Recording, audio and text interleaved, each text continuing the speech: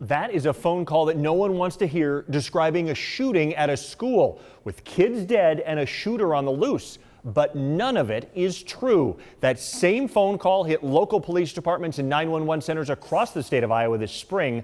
It has since reverberated across the country. KCCI Chief Investigative Reporter James Stratton obtained emergency calls here in Iowa and hundreds of miles away to find the connection in the swatting calls that are worrying parents and students. From Nevada to Boone, County Law Enforcement, Marshalltown, Ottumwa, and roughly 30 others, Dixon Police Department, to Illinois, Grand Island Emergency Center, Nebraska, 7 students have been shot, Georgia, and more. room 219. What sounds to be the same panicked voice, the same panicked caller, panicking police departments, school districts, parents, and kids across the country. In terms of the content, they're extremely similar in terms of what's being reported, that it's an active shooter, even some information with regards to the locale where it's allegedly to have occurred.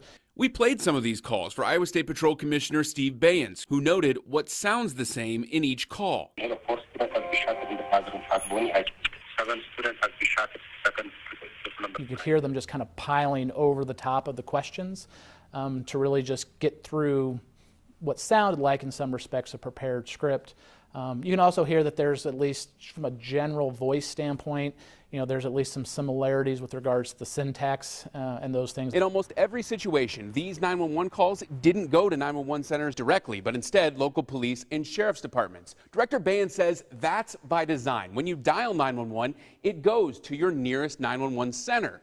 Though in this case, he wouldn't say where the call originated from. He does know at least some point it left the United States before coming back to the intended police department. I look at it as some form of domestic terrorism. It's the way I see it.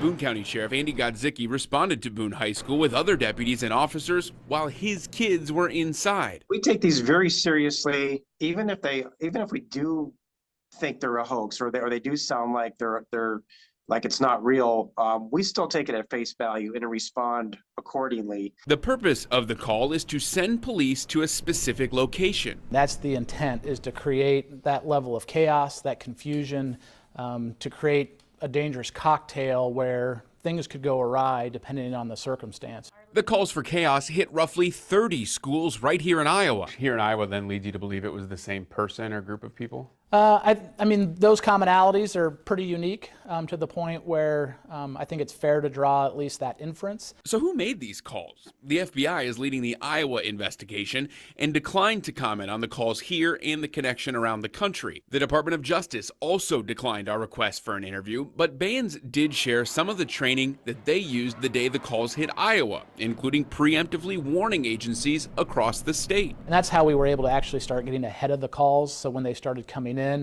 they were already being addressed with a certain amount of skepticism. That skepticism then turned into questions dispatchers are trained to ask. 9 times out of 10, there's a script, and if you can get them to deviate from that script a little bit, their story tends to unravel pretty quickly. In Boone, the caller couldn't tell dispatchers where he was.